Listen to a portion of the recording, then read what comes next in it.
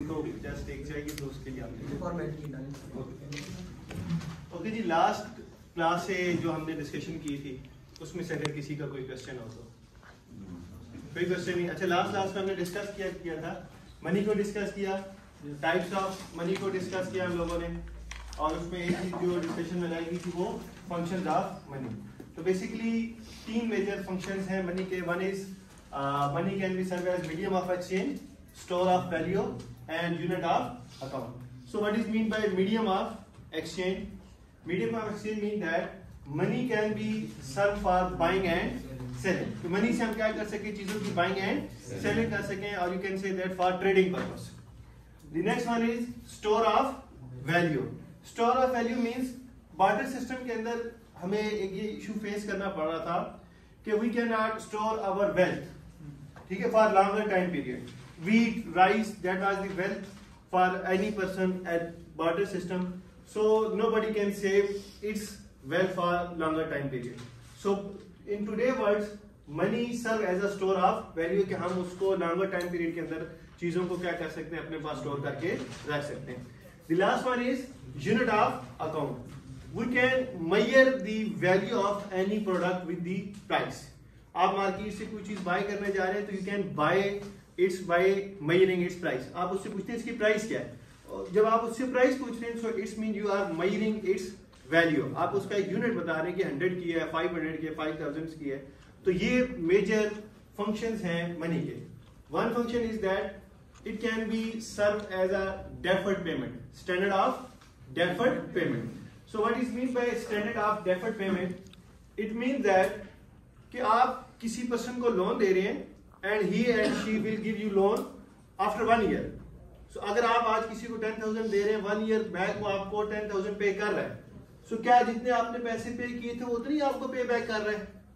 In nominal term वो 10,000 ही पे कर रहा है, but in real term वो 10,000 नहीं है, क्योंकि because of inflation purchasing power of the money with the passage of time क्या हो जाती है, डिक्रीज हो जाती है.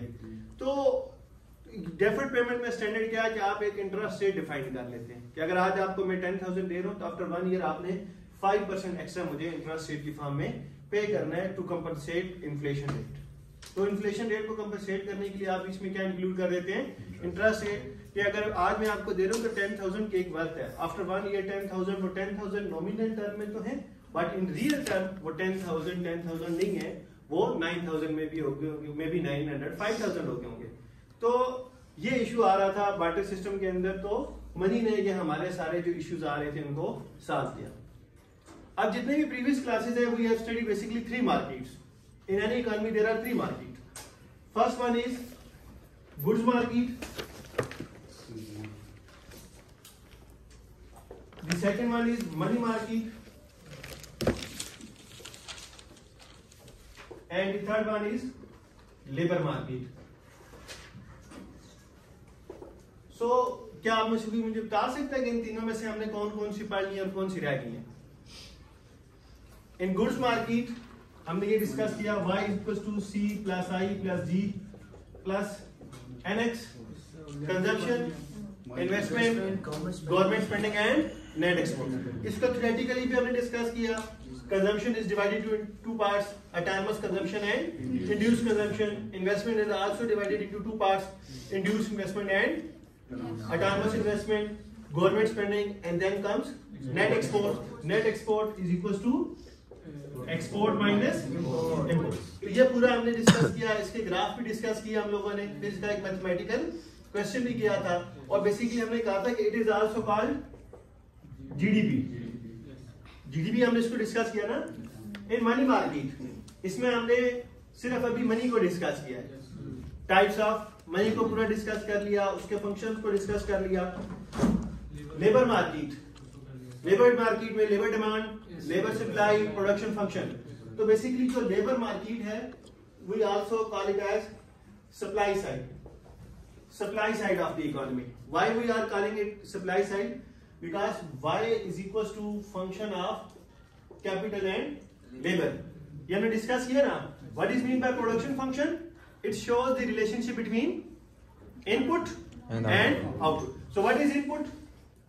Capital and labor are input. Y is output. So we are producing something.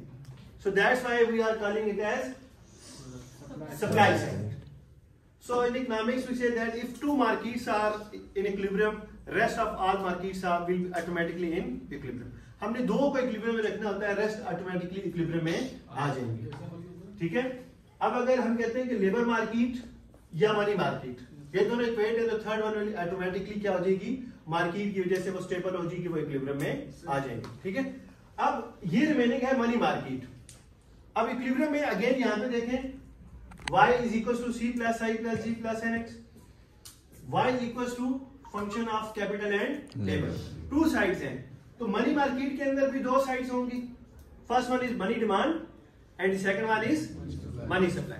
So in money market equilibrium exist where money supply is equals to money demand. Money supply is equals to money demand. ms means money supply, md means money demand. So first we will discuss about money demand. So normally people demand for money for three purpose. People demand for money for three purpose. First objective or first purpose for demanding money is transaction demand for money. First objective is transaction demand for money. People need money for transaction purpose. Second purpose for demanding money is precautionary motive. And third objective or third purpose for demanding money is speculative motive. So basically there are three purposes. First one is transaction, second one is precautionary, and third one is speculative motive. So every individual, every household demand money only for these three purposes. So now discuss what is mean by transaction purpose. People need or people hold money for day-to-day transaction. आपने bill pay करना है, आपने rent पे करना है, आप cream करा के आए, उसका एक्सपेंस आपने पे करना है, आप कैफेटेरिया चले गए, आपने वहां बिल पे करना है. सो ये जो आपकी सारी ट्रांजेक्शन है, that is called transaction motive. You need money for transaction. आपने डे टू डे जो अपने एक्सपेंसेस को मीट करना है, for that purpose you are demanding और you are holding money. So it's mean वो आप किसके लिए मनी डिमांड कर रहे हैं, for transaction motive. Second one is what is mean by precautionary. आप बताएं. प्रिकॉशन बुरे वक्त में काम. बुरे वक्त. Very good. People need or people hold money for emergency purpose. Emergency purpose. हम कुछ ना कुछ पैसे सेव कर रहे होते हैं, होल्ड कर रहे होते हैं.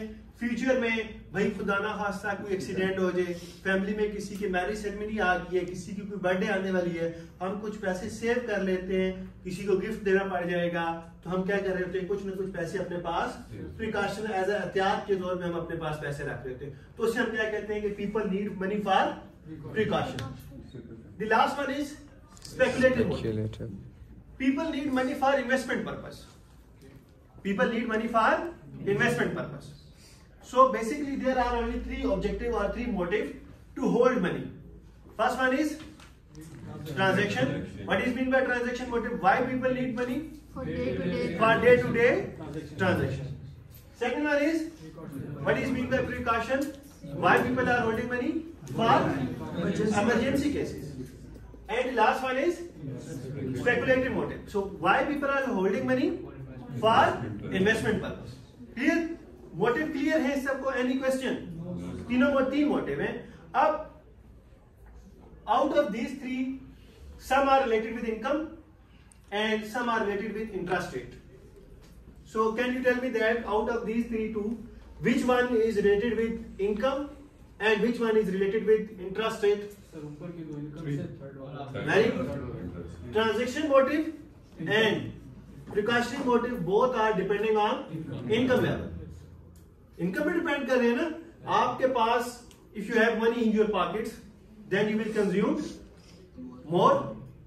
अगेन प्रिकॉशनरी को कहीं ना कहीं we are relating it to some extent with saving, and saving is again related with your income. Speculative motive, why you are demanding money? because you want to invest, and investment is directly related with interest, or directly depending on interest. So first two motives are depending on income. Y means income, and speculative motive are depending on interest rate. I, small I represent interest rate. So the next thing is what type of relationship exists between income with transaction motive and precautionary, and what is the relationship between speculative motive and interest rate. So अगर मैं इसको ऐसे लिखूं, so MD means money demand. So three motives है, money demand for transaction motive plus money demand for precautionary motive plus money demand for speculative motive. इन तीनों को सम करेंगे तो we will be having total money demand. Clear? So these two are related with, and the third one is related with interest rate. So whenever income increases, what will be its effect on transaction? Increase. Income increase हो रही है तो your expenses are also increasing. So there is a positive relationship between money demand and income. Money demand for transaction motive and income. So यहाँ पे हम plus का sign indicate कर देते हैं. Money demand for precautionary motive.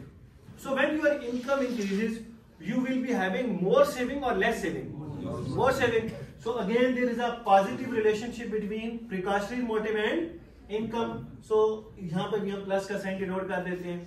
The last one is money demand for speculative motive. Speculative motive are related with interest. So now when interest rate increases, you are going to take more loan or less loans from banks. Less loans from bank. So it means there is a inverse relationship. तो यहाँ पे हम sign denote कर देते हैं minus. Clear? So money demand for transaction motive and money demand for precautionary motive have a positive relationship with income, and money demand for speculative motive have a negative relationship with interest rate. अच्छा, इसको देखिए हम दो तरह से study करते हैं. First way is के you are taking loan from bank. So when interest rate goes up, you prefer to take less loan from banks. Negative relationship. Second way is आपके पैसे बैंक में पड़े हुए हैं. You are having your deposits in banks. So now when bank offer you more interest rate, so what will you do?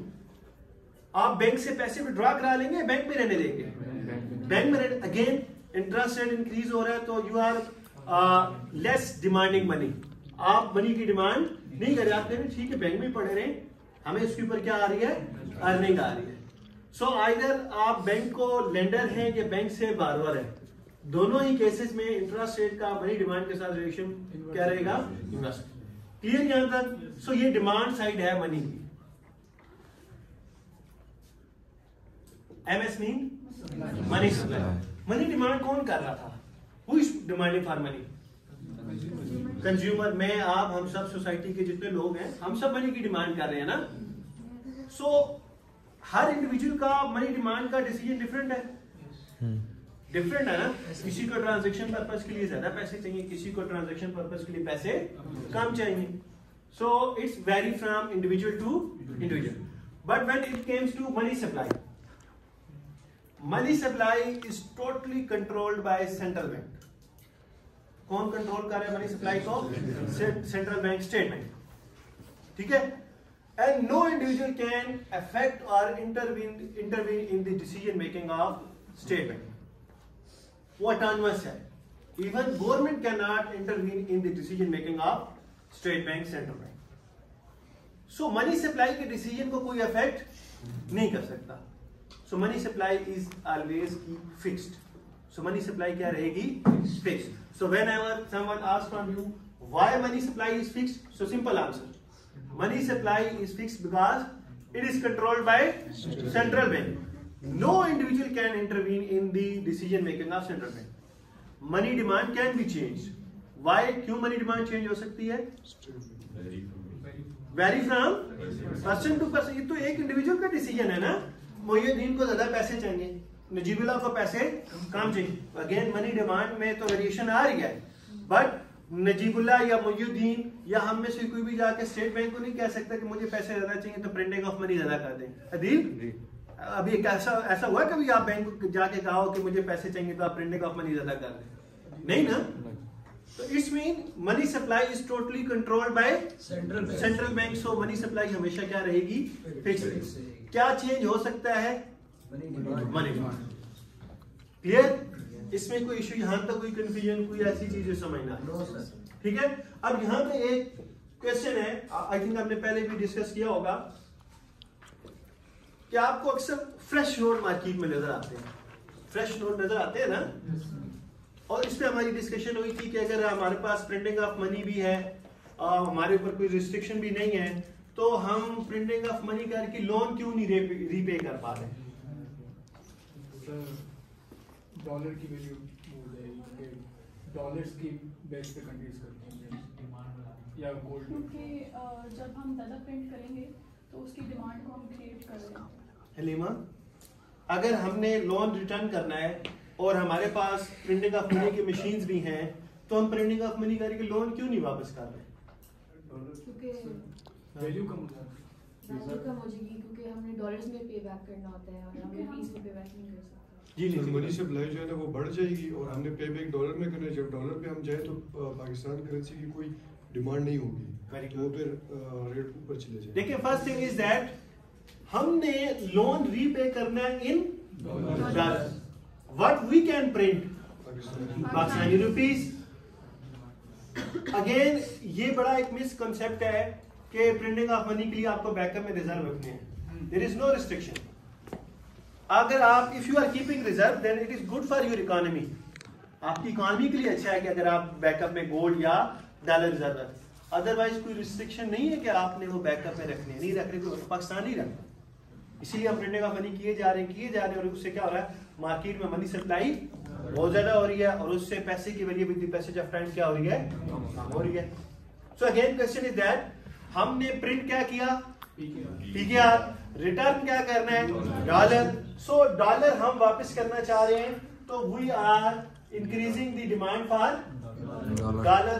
सो इससे क्या होगा? उसकी प्राइस बढ़ जाएगी। So it will increase the price of dollar. So वो dollar जो 150 पे था, मे बी वो कहां चला जाए? 300 पे। तो technically we have not borrow single penny of dollar, but due to increase in the demand for dollar हमारे ऊपर 150 से 300 150 रुपीज का एक्स्ट्रा बर्डन ऑफ लोन हमारे ऊपर आता है। क्लियर? सेकेंड इशू क्या आएगा कि आपने पाकिस्तानी रुपीज को प्रिंट किया, प्राइसेस बढ़ गई, उससे आपके कंट्री के अंदर डोमेस्टिक लेवल पे क्या आया? इन्फ्लेशन आ गया। Clear?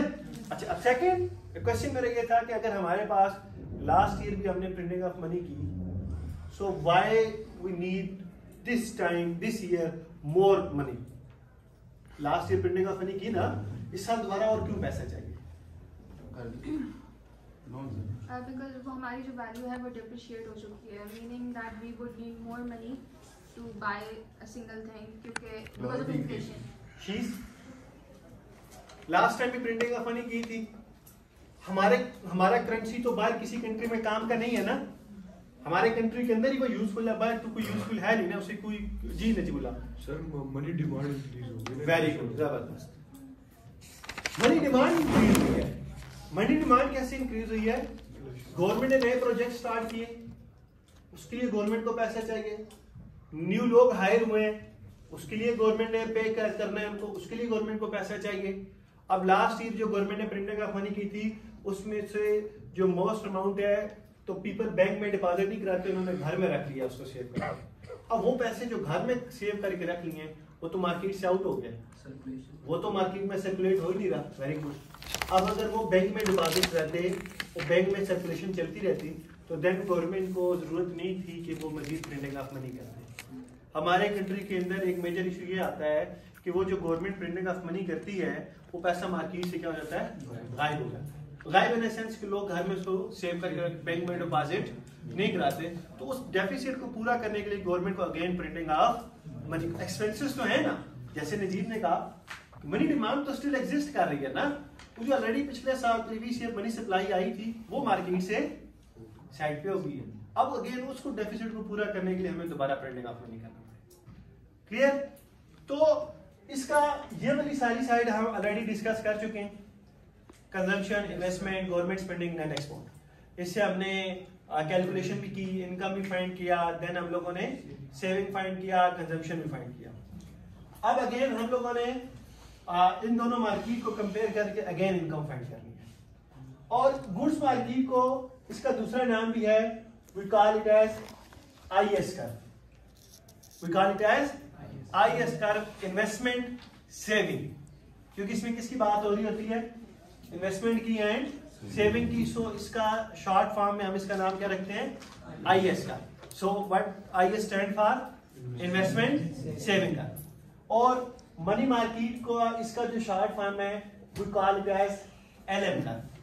We call it as LM, क्योंकि इसमें मनी की बात हो रही है, तो इसलिए हम इसको बोलते हैं liquidity of money. So LM stand for liquidity of money. Clear?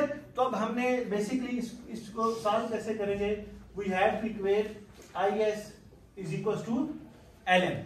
We have to equate IS is equals to LM. So what does IS mean? And LM means liquidity of money. हम इन दोनों को equate करेंगे तो हमारे पास हमारा income level आ जाएगा, saving आ जाएगा। अब एक और चीज हमने खुद फाइंड करनी है, that is interest rate. Clear? ये रेस कर लूं मैं। IS is investment saving curve and LM is liquidity of money.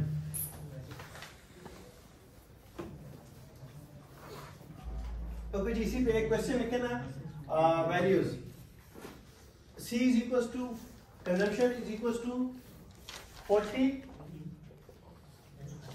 plus 0.75. What is 40? Autonomous consumption. And what is this 0.75? Induced consumption. और यहाँ पे why there is a positive sign? Because there is a positive relationship between income and consumption. Here, autonomous consumption and induced consumption. Next is investment. I is equals to 140 minus 10I. What is 140? Autonomous investment. And what is 10? Induced. Why there is a negative sign? Because there is a inverse relationship between interest rate and investment. So G is equals to 100, tax is equals to 80. ठीक है? Government spending कितनी है? 100. Government spending 100 है and taxes is 80. Money demand MD is equals to 0.2y minus 5y. What is this 0.2? Total money demand is divided into not two parts, three parts. First one is transaction motive, precautionary and speculative motive. So ये Y representing income. तो income के साथ ये जो आ रहा है ये क्या है? It is showing both transaction and precautionary, and this is speculative motive. So जो इंटरेस्ट रेट के साथ आ रहा होगा that is representing speculative motive. जो Y के साथ आ रहा होगा they are representing transaction and precautionary both. उनको ऐड करके तो हमने इसको 0.2 किया। क्लियर? और देखिए यहाँ पे साइन किस चीज का है? पॉजिटिव का। सो हमने डिस्कस किया था कि इनकम का transaction motive and precautionary motive के साथ they have positive relationship and speculative motive having negative relationship. So that's why there is a negative sign. Clear? And money supply is equals to 85। Clear? अब ये question मैंने आपको equation form में खुद दिया है। नेक्स्ट टाइम मैं statement दूंगा, उसमें लिखा होगा कि autonomous consumption is 40 and the induced consumption is 0.75. Then उसको आपने कन्वर्ट करना होगा फर्स्ट इक्वेशन में, देन उसको हम सॉल्व करेंगे। ठीक है? सो फर्स्ट वन इज, अब ये क्या है? This side is representing and this side is representing LM. So first हम इसको सॉल्व करेंगे। देन हम इसको सॉल्व करेंगे और दोनों को इक्वेट करके then we will be finding interest rate. So what is the first step? y is equals to c plus I plus g plus if we have the value of, but in this question we do not have the value of nx, so we are assuming that nx is 0. So c is equals to 40 plus 0.75. y equals to 40 plus 0.75 y YD, sir. yd plus I. What is I? 140 minus 10i plus g is 100. So y is equals to 40 plus 140 plus 100. 280 plus 5. 0.25y equals to 220 minus 10i. Y equals to 220 minus 10i divided by 0.25. कितना आता है 220 divided by 0.25? Divide करें जरा 220 divided by 0.25? 880.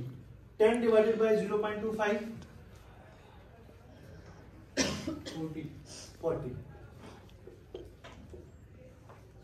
So this is IS equation.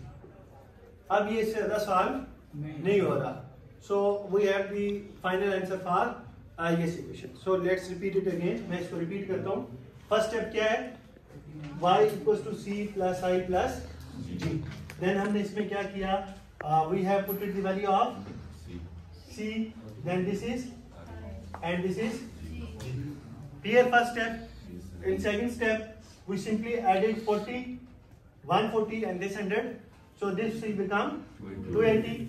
And then yd is equals to y minus t, income minus taxes, minus 10i. Keep it as same. Then simply we have put it the value of tax t, 80. Then we have multiplied this 0.75 with y and 80. So minus 10i. So 0.75 into 80 it will become 60. We have subtracted 280 from 60. It will become 220. 0.75 and minus 10i. Then we have bring this 0.75y to the left hand side of the equation. Then we have subtracted y minus 0.75y, so it will become 0.25. Then we have divided this 0.25 on the right side of the equation, so it will become 880 minus 40. Done? Any question? Here? And it is called IS equation. So next we have to find out LM equation. And from where we can get the value of LM equation? From money supply and money demand.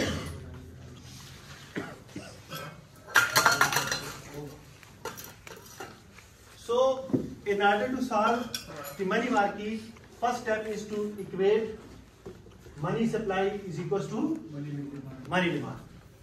Money supply is equals to? So what is money supply? 85. What is money demand? 0.25. So 0.25 minus 5. So how can we solve this equation further? We have to find out simply y. So 85 plus 5i equals to 0.2y. Simply हमने क्या किया है, interest rate को left side पे किधर negative था तो दूसरी तरफ जाकर क्या हो गया positive. Then we have to divide this 0.2 on the left side. So 85 plus 5i divided by 0.2 equals to y. So 85 divided by 0.2 425 plus 5 divided by 0.2 25 equals to y. So here we have LM equation. So now we have both IS and LM equation. So what is the difference between IS and LM equation? In IS equation we have negative relationship with interest rate. in case of LM equation we have positive relationship.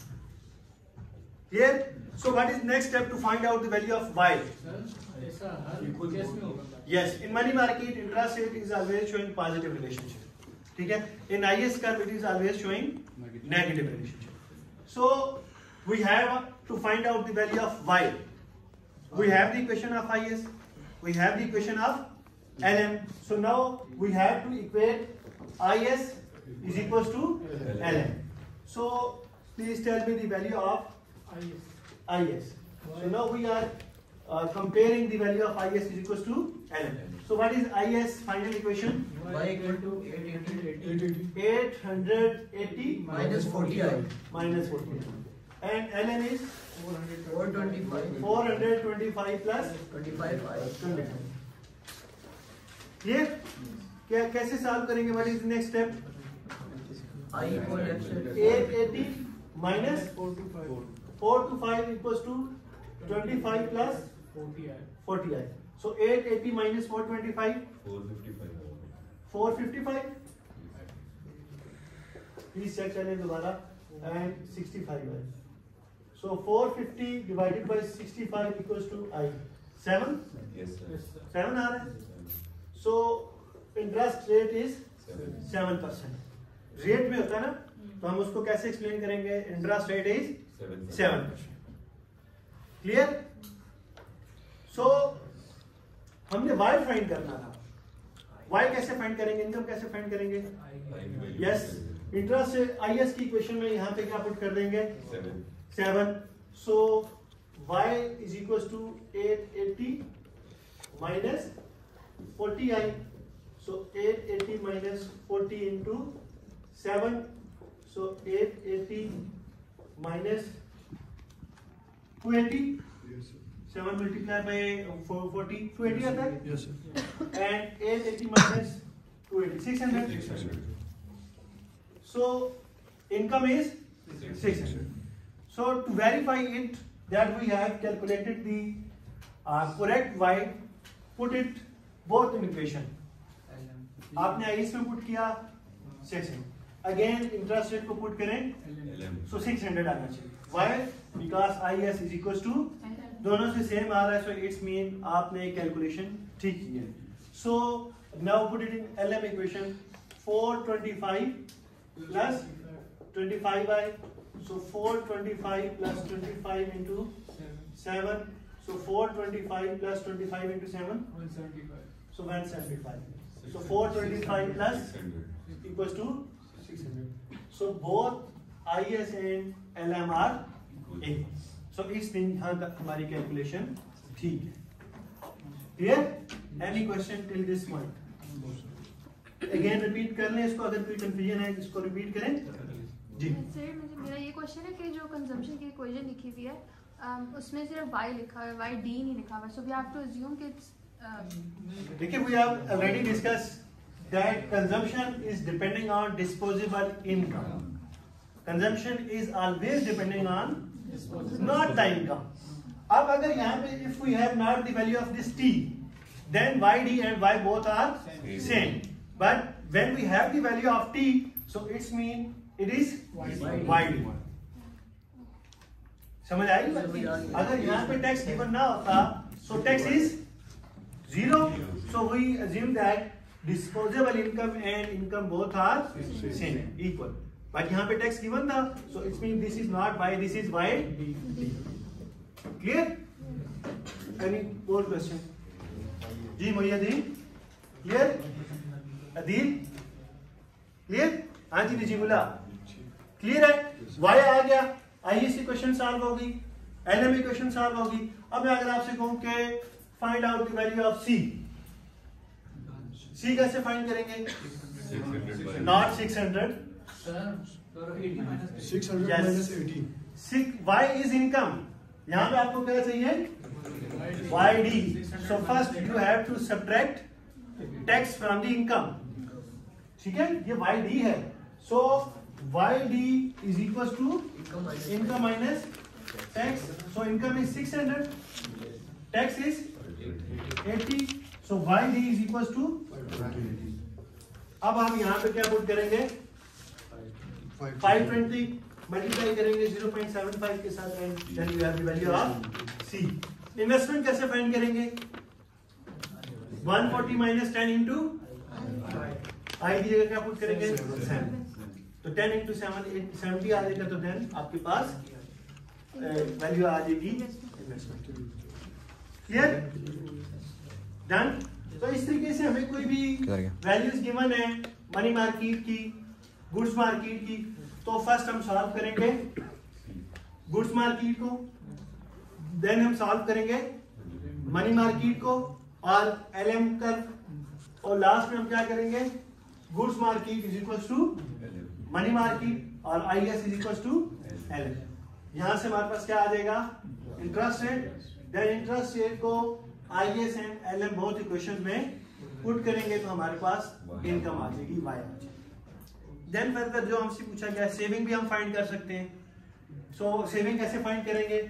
Saving is equal to disposable income minus consumption. ये disposable income आ गई, यहाँ पे Y put करेंगे consumption आ जाएगी, so income minus consumption करेंगे saving आ जाएगी। Clear?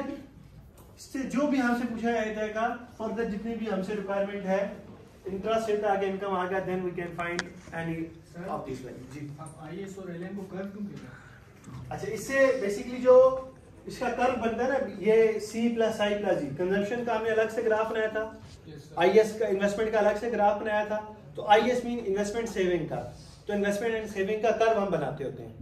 LM curve liquidity of money, money market का पूरा हमारे पास कर्व होता है, पहले मनी डिमांड मनी सप्लाई, तो उसका भी हम कर्व बनाते हैं। तो सिंपली हम इसको आईएस मार्केट भी कहते हैं, आईएस कर्व भी कहते हैं, एलएम कर्व भी कहते हैं, और एलएम मार्केट यानी कि मनी मार्केट भी कहते हैं।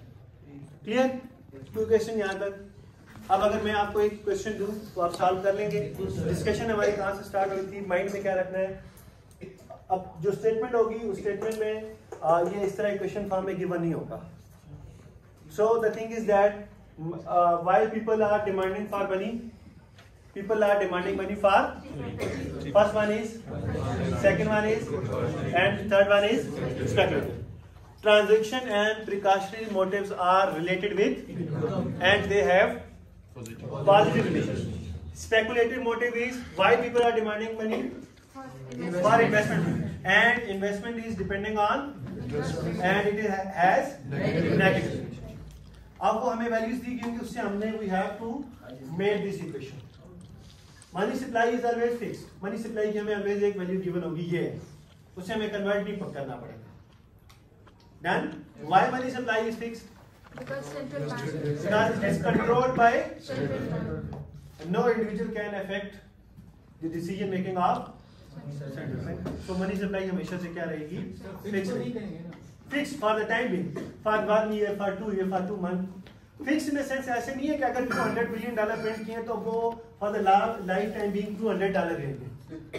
We are saying that why it is fixed because no one can intervene नहीं कर सकता, उसको अगर इंक्रीज कर रहा है सो कौन ओनली इंक्रीज कर सकता है? Central bank. हो मे बी हमने स्टार्ट में ये तो डिस्कशन की कि हर साल नए नोट आ रहे हैं, सो नए नोट आ रहे हैं, so it's mean they are printing more money, but they are printing on their own will, not on public demand. Public की डिमांड की वजह से नहीं कर रहे, वो अपनी मर्जी है उनकी, गवर्नमेंट की तरफ से अगर वो गवर्नमेंट कह रही है तो वो कर रहे हैं, अदरवाइज कोई इंडिविजुअल कोई हाउस होल्ड की उसकी डिमांड के ऊपर चॉइस के ऊपर नहीं कह रहे कि जरा नए नोट और प्रिंट कर। तो इसलिए हम कह रहे हैं फिक्स। सो फिक्स मीन ये नहीं है कि 200 है तो फॉर द लाइफ टाइम वो 200 ही रहेंगे, with the passage of time वो इंक्रीज करेंगे उसको। फिक्स का मतलब क्या है कि कोई इंडिविजुअल नहीं कह सकता, कोई इंडिविजुअल डिसाइड नहीं कर सकता। मनी डिमांड तो मेरा डिसीजन है ना, मैं पैसे बैंक में डिपॉजिट कराऊं ना कराऊं, निकलवा दूं, जो भी करूं, इसलिए वो तो वेरिएशन हो सकती है, बट मनी सप्लाई में variation. So fix mean not fix के वो 200 रहेगा। फिक्स मींस डिसाइड वो कर रहा है for the specific time period इतनी रहेगी। अब आप कह रहे तो कहते रहे, वो आपके उसके ऊपर नहीं चलते। क्लियर?